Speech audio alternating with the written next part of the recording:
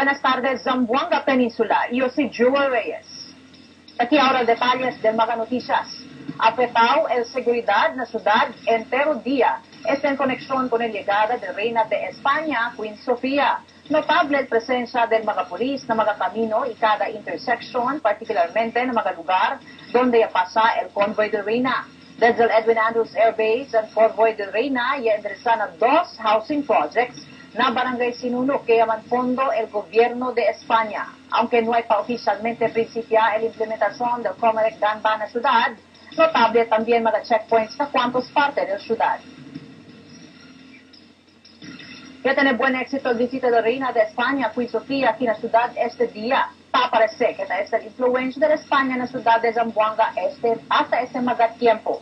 Ya que gane alegre cuantos maga residentes del housing projects na Sinunok, donde visita el Reina de la España, si Queen Sofía, en antes haga como primera destinación, después lang su ligada aquí en la ciudad, enseguida ya visita si Reina Sofía con el foundation que ya ayuda a gastar el gobierno de España.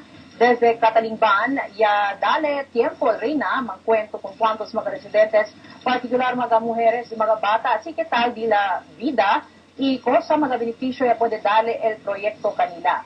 Después, el más de una hora ya endereza el convoy de Reina para na Claret School, na San José, para mira también con un edificio que ya gasta el gobierno de España para construir.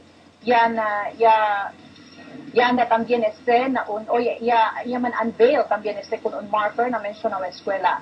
Ya tiene oportunidad de Reina descansar por medio del come mediodía na Fort Pilar Museum.